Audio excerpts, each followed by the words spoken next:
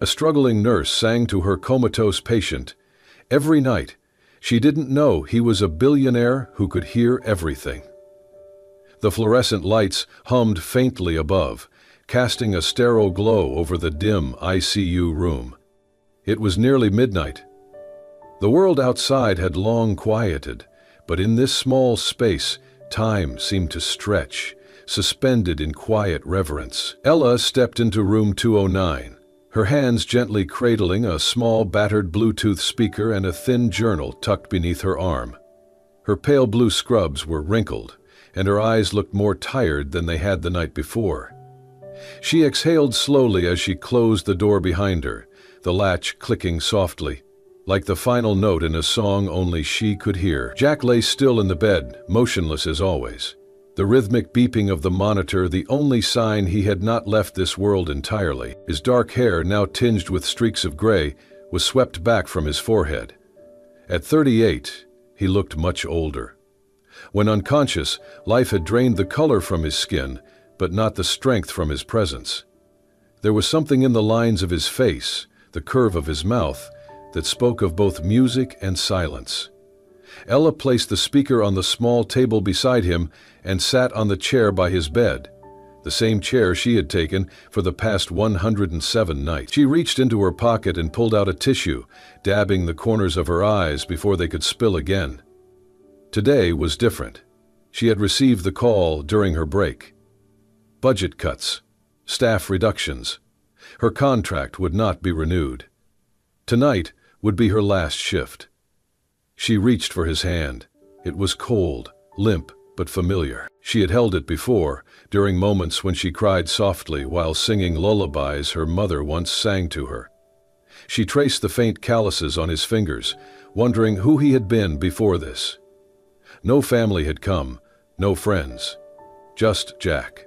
An unspeaking witness to her quiet unraveling. Her voice cracked as she whispered, "Jack, if you can hear me, I am so tired. I wish I could stay, but they said they cannot keep me. This place, it has been home, and you have been the only person I talk to who does not expect anything from me." She looked into his face, hoping for something, anything, but his eyelids remained shut. She brushed a stray lock of hair from his forehead and leaned closer. "But I will sing for you one last time, because you deserve that, because I need to." She pressed play on the speaker. The soft piano of Fix You by Coldplay filled the room, floating gently into every corner. Then she began to sing, her voice trembling but clear, as if the song itself was holding her upright. When you try your best, but you do not succeed, the words broke through her like a wave crashing against something fragile inside. Her voice faltered for a moment, and tears spilled freely now, dropping silently onto the back of his hand. "And I will try to fix you." She rested her head beside him, still holding his hand, still singing.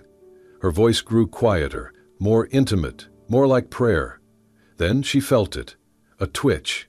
She sat up abruptly. The monitor registered a small spike in heart rate. She stared at the screen, then at his face. Nothing else moved. Maybe it was coincidence. Maybe not. And then, just as the final note of the song faded, a single tear slid down the side of Jack's face. Ella did not see it.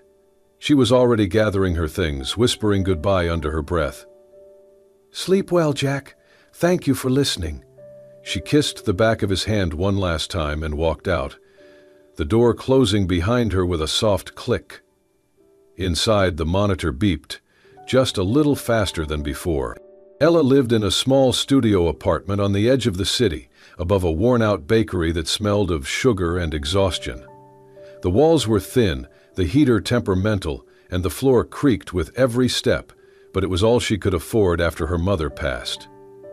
Cancer had taken her mother quickly, cruelly, as if in a rush to steal the only constant in Ella. The silence left behind was deafening. Her mother had been her compass, her cheerleader, her safe place. Without her, Ella drifted through each day like a ship untethered. She had once been a student at the city's performing arts college, studying voice with dreams of singing on stage, traveling, wearing dresses that shimmered under the spotlight. Music had been her whole world, but as her mother's condition worsened, Ella dropped everything. Tuition became hospital bills. Vocal lessons turned into late-night shifts. Her dreams were buried, quietly, like the last song on an old cassette tape that no one ever rewound. Now, she worked nights at the hospital. The pay was just enough, the hours long, but she stayed.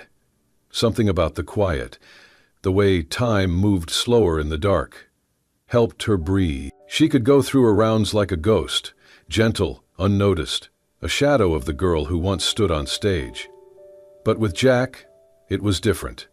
He had arrived in silence, just like her grief. A car accident, no ID at first. When they finally found his name, Jack, they discovered he had no emergency contacts. He was alone, just like her.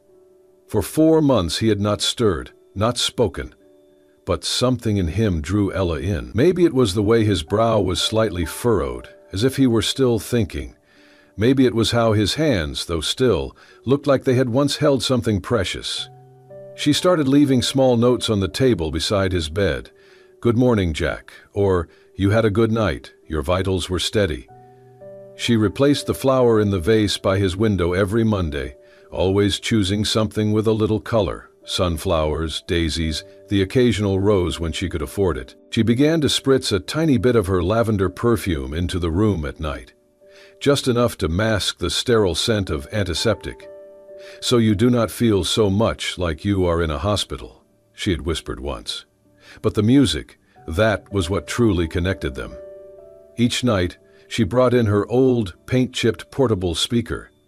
It had once sat in the kitchen of her childhood home, playing jazz and lullabies while her mother cooked. Now it carried Ella's voice into the quiet of Jack's room.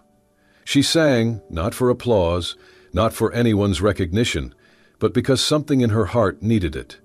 Songs her mother loved, songs that made her cry, songs she used to practice in another life.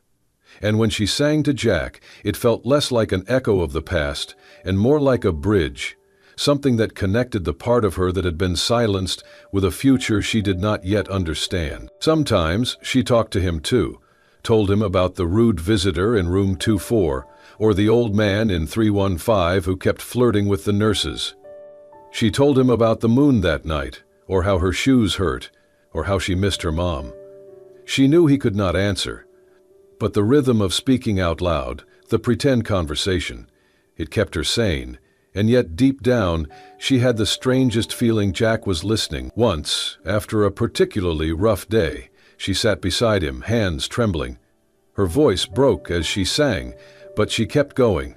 She closed her eyes, holding the last note just a little longer than usual, and when she opened them, she thought she saw his fingers twitch. She shook her head, blamed the flickering lights. Still, from that night on, she sang as if he were her only audience, because maybe he was. The other nurses teased her gently about her nightly ritual. "The sleeping prince is your favorite, huh?" one would say with a wink.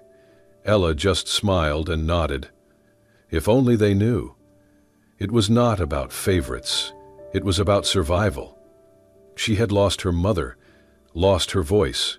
But singing to Jack every night gave her a reason to believe that something good could still come from broken things. And so she kept singing, even if no one else ever heard. Long before the silence swallowed him whole, Jack had once lived a life full of sound. He had been a pianist, not a celebrity, not a household name, but a gifted player whose melodies filled the velvet-lit lounges and rooftop bars of the city. His fingers had danced effortlessly across ivory keys, coaxing emotion from chords like they were secrets whispered between old friends. He played because it was the only way he knew how to feel. And then she had walked into his life. Her name was Lila, a music teacher with wild curls and a laugh that melted winter. She had loved Bach and burned pancakes every Sunday. They met at a jazz night, fell in love like music, unexpectedly, beautifully, then all at once. For a while, life was measured in soft mornings and shared harmonies. He proposed on stage, slipping a ring onto her finger in the middle of a Gershwin encore. She had said yes, through tears, But just months later, she began forgetting things.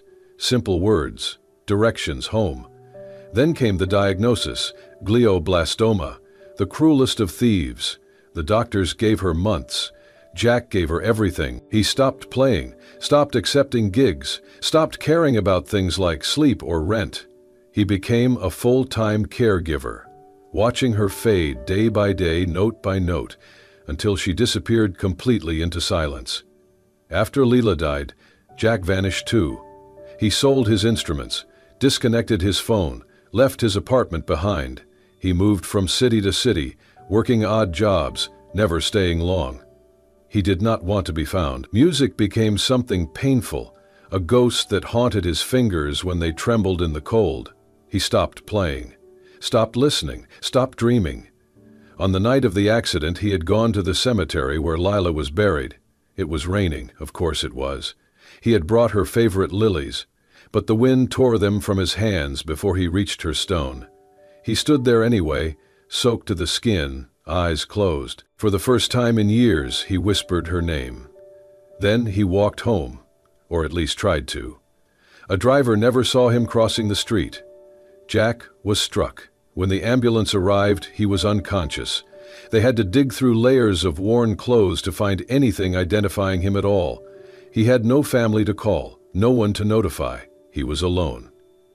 But in the hospital bed where his body lay still, something remarkable was happening. At first, he heard nothing but the buzz of fluorescent lights and the distant hum of machines. Time did not move. Then, one night, he heard music. A voice. Soft, uncertain, human. It broke through the numbness like sunlight through closed eyelids.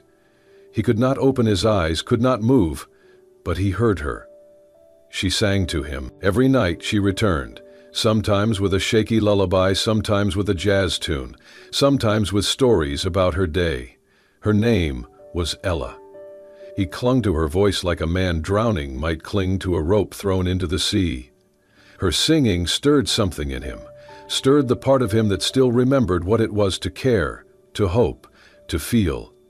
He wanted to reach for her, to speak, to open his eyes and say, "I hear you, please don't stop," but he could not.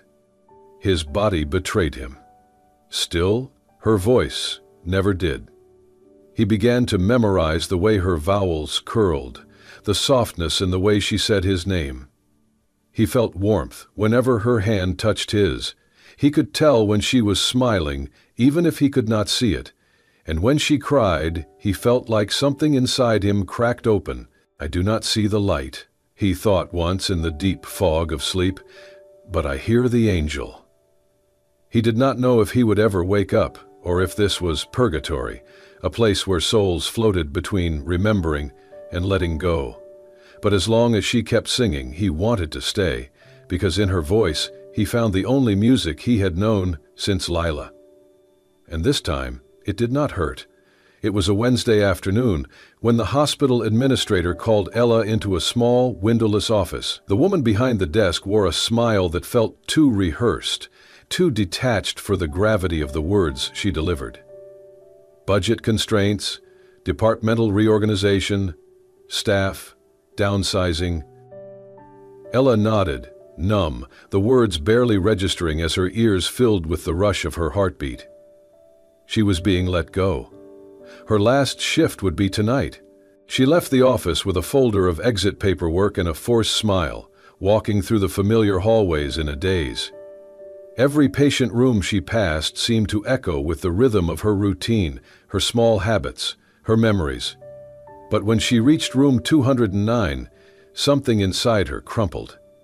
Jack lay just as he always had, silent, unmoving, but never forgotten. The room was warm from the late spring sun filtering through the blinds. On the table beside him sat the little vase of fresh freesia she had brought that morning. She stood there for a long time, her hands trembling at her sides. Ella knew she should not grow attached.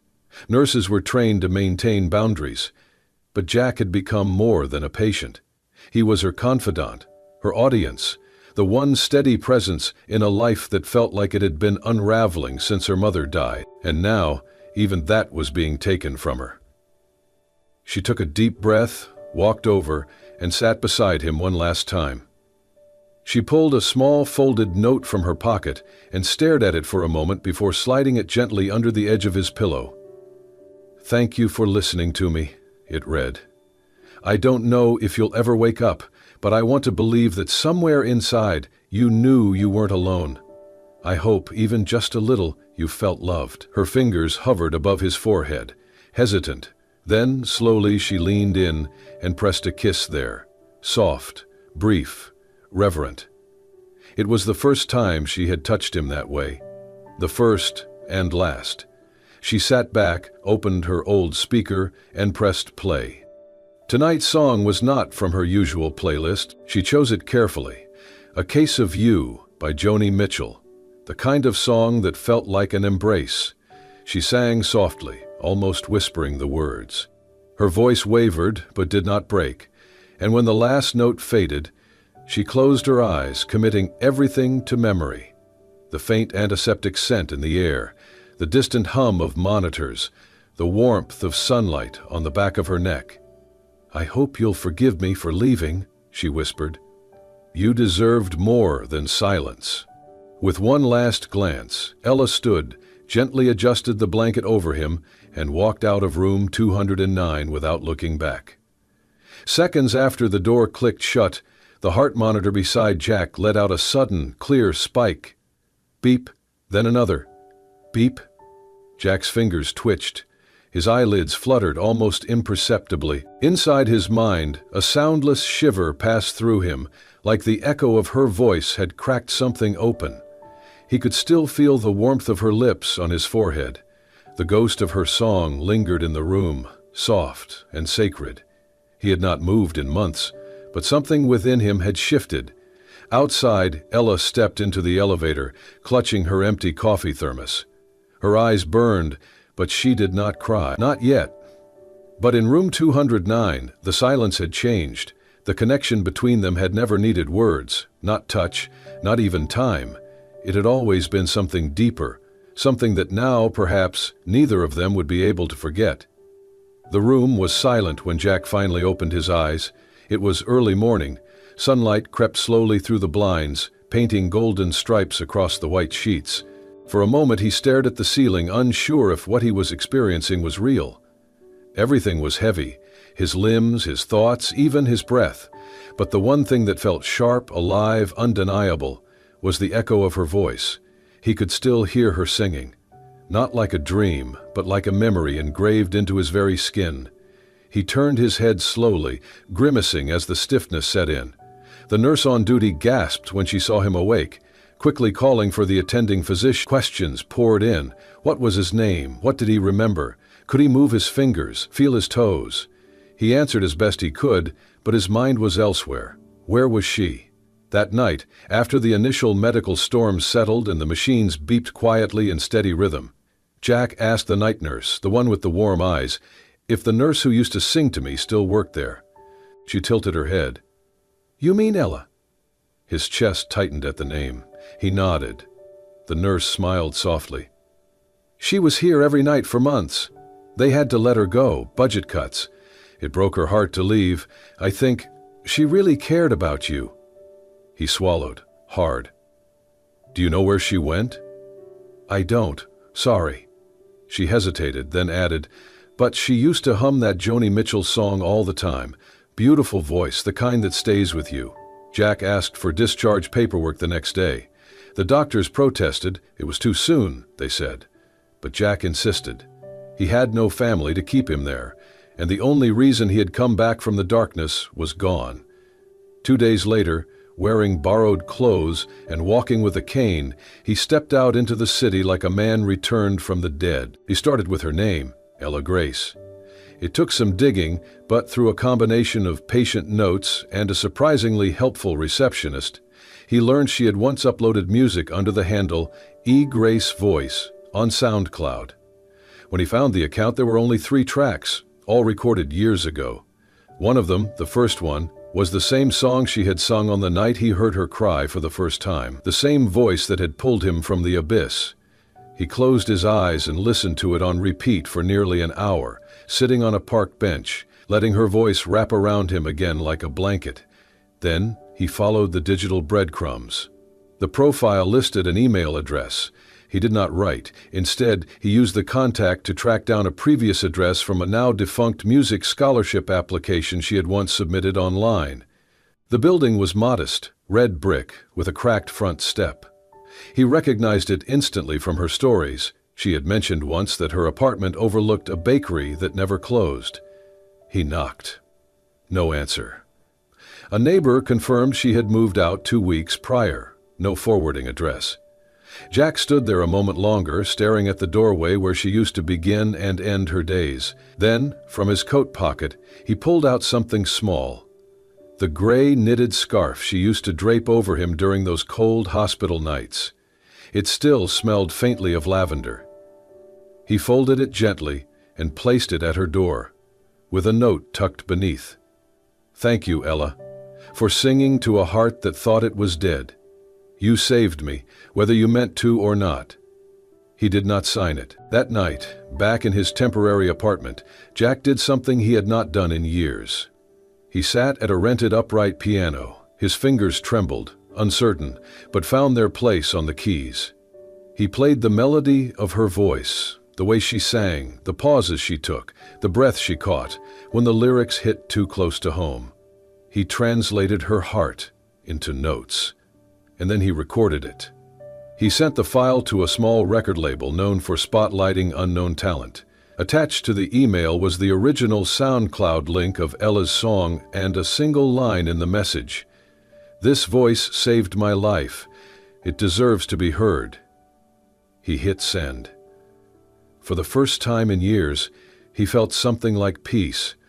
Not because he had done something grand, but because he had finally done something right. Ella was beginning to believe in impossible things again, but she had no idea why. It started with an email. At first she thought it was spam, a scholarship offer from a small private music foundation she had never applied to. Full tuition, voice lessons, studio access. When she double-checked, her name was on everything. The application was complete, beautifully written, polished, submitted weeks earlier. Only, she had never written it. She sat staring at the screen for nearly 10 minutes before slowly closing the laptop. Her heart was racing. Then came the apartment. Her new place was in a quiet corner of the city, closer to the university, near a park, where jazz musicians sometimes played on Sunday afternoons. She had not told anyone, but someone had signed a lease in her name, paid the first 6 months in advance, and stocked the fridge with the basics: bread, fruit, almond milk, and a small bottle of lavender oil that brought tears to her eyes the moment she saw it. There was no sender, no note. She tried to contact the management office. They just shrugged and said, "Everything's taken care of, you're lucky." But Ella did not feel lucky. She felt watched, no, cared for. As if someone out there had decided she deserved more than survival. A week later, another miracle. An email from a boutique record label invited her to come in for a private audition. They had heard her voice through an anonymous submission. "Raw, beautiful, and deeply human," the message read. They wanted to hear more. She almost deleted it, but something inside whispered not to. The day of the audition, she wore her mother's old silver locket and brought with her the same speaker she had used during her nights at the hospital. Not because she needed it, but because it felt like a piece of her courage. When the studio engineer asked what song she would be recording first, she hesitated. Her fingers toyed with the locket chain around her neck. Then she quietly said, "Fix You, Coldplay." The sound engineer smiled. "Good choice." As the music began, Ella closed her eyes. She was not in the booth anymore. She was in room 209. The light was dim, the machines were beeping, and Jack was lying still with the same peaceful expression that had haunted her dreams for weeks. She could almost feel the weight of his hand in hers, the warmth of his forehead beneath her lips. Her voice broke on the second verse. She kept singing. By the time she reached the final line, her throat was thick with emotion. She finished the song in a whisper, and when she opened her eyes, There were tears streaming down her face. The producer in the other room was silent. Then, slowly, he pressed the button to speak through the intercom. "That was something else," he said, voice thick. "You've got something rare." She stepped out of the booth, cheeks flushed, but a small part of her heart felt lighter, as if she had let go of something she did not even realize she had been holding. When she got home, there was a single envelope in her mailbox, no return address. Inside, a small card. On it, handwritten in careful, familiar script, "I used to believe the world was quiet and cruel, but then I heard you. You made me believe in miracles again. Please keep singing." No signature, no name. But Ella knew. Her breath caught. She clutched the card to her chest and sat on the steps outside her apartment, heart pounding. Jack. He was out there. He had heard her. Somehow, somewhere, he was still listening, still watching. She looked up at the sky, the sun dipping low behind the buildings, and for the first time in a very long time, she smiled. Not the polite kind she gave to strangers, but the real kind. The kind that came from knowing that you were seen, that you mattered, that maybe, just maybe, love had never really left at all. The evening air buzzed with excitement as guests filled the old concert hall, its walls lined with faded gold trim and velvet seats worn soft from decades of applause. The annual community music night had always been a humble event. Local musicians, small ensembles, singers who still believed in the healing power of song. But tonight there was someone new on the lineup. A girl no one had heard of, with a name that carried no fame, just heart. Ella stood backstage, clutching the microphone with both hands. Her palms were damp, her heart pounding like a drum in her chest. She looked out from the wings, watching the crowd murmur and shift in their seats. No flashing lights, no big announcements. Just a warm, waiting stillness. When her name was called, she stepped onto the stage. The piano behind her played the first few chords of A Case of You, her voice entering soft, almost hesitant, like the hush before a confession. But with every note, she grew stronger, the music rising with her. She sang not for acclaim, not even for approval. She sang for herself, for the nights alone, for her mother, for Jack. By the time she reached the final line, her voice had drawn the audience into complete silence. No coughing, no rustling, just breath held still. She bowed quickly, blinking back tears as she stepped off stage into the dim glow of the side corridor. But before she could return backstage, the event organizer took the microphone and cleared his throat.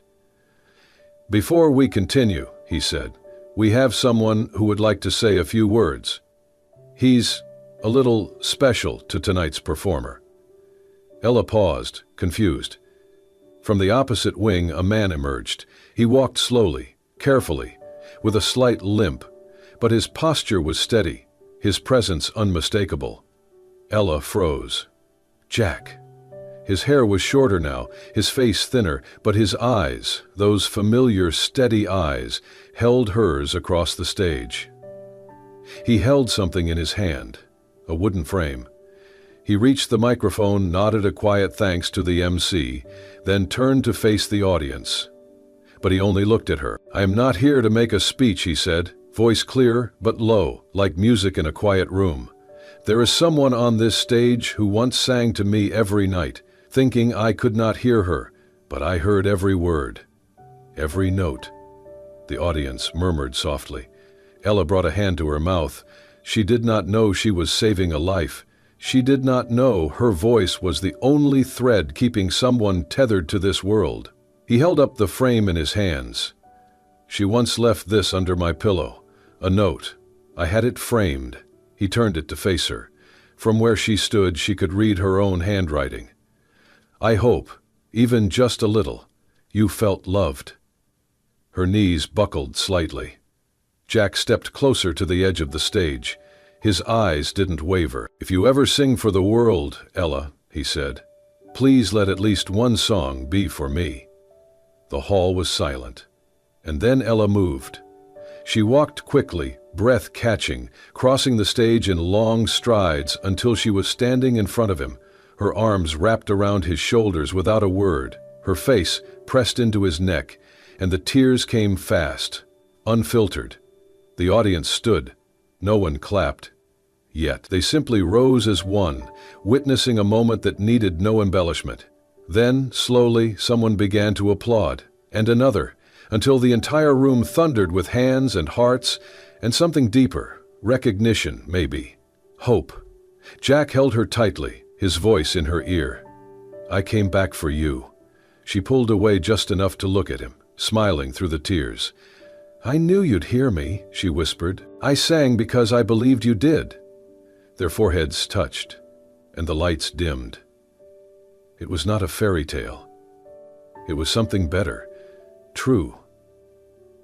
1 year later, the world looked different. Ella and Jack shared a quiet life in a sunlit apartment above a small bookstore. The windows overlooked a park, and every morning Ella would open them wide to let the sound of birdsong and laughter drift in. Jack had converted the spare room into a modest music studio, where he gave free lessons to children on the autism spectrum, kids who struggled to speak but understood rhythm and melody like a second language. Ella, meanwhile, had found her voice again. Not just the voice that sang on stage, but the one that dreamed without fear. With Jack's encouragement, she recorded her first album. She named it For the One Who Listened. It was not just for Jack. It was for her mother. For anyone who had ever sung into silence and hoped someone was on the other side. The night of her album's launch concert, the theater was filled with more people than she had ever imagined. Strangers, students, friends from the hospital, even nurses who had once teased her gently for singing to a comatose man. Now they knew the truth. That voice had not just filled a room, it had stitched a soul back together. Jack stood behind the grand piano, his fingers poised above the keys as the lights dimmed and the hush fell. Ella stepped onto the stage in a simple, pale blue dress. She glanced at him. He nodded. The opening notes of Fix You began, slower and softer than the original, intimate, reverent. Her voice entered like breath, full of memory and meaning. She sang not just with her voice, but with everything she had lived through. The lonely nights, the whispered prayers, the goodbye that had never truly been one. By the time she reached the final verse, her voice wavered. Jack's playing swelled behind her, lifting her. They ended the song in perfect harmony. Her last note held in the air like a promise. The crowd erupted in applause. Ella turned to Jack, smiling through tears, but instead of standing up to bow, he reached down behind the piano and pulled something small from a velvet pouch. A ring. The room quieted as Jack stood, walked to center stage, and turned to face her fully. He took the microphone from its stand. His voice was steady, but his eyes were shining. "I once lay in a hospital bed, completely still, believing I was already dead," he began. The world had gone dark, and then someone sang. Ella's breath caught. She did not know I could hear her. She did not know she was keeping me alive, but her voice, it reached me, it pulled me back, and over time her voice became the only thing I wanted to wake up for. The room was silent again. He took a breath. "Tonight, I want to do more than say thank you. I want to sing beside you for the rest of my life. I want to grow old listening to your stories, your laughter, your songs. So, I ask," he knelt, "will you marry me?"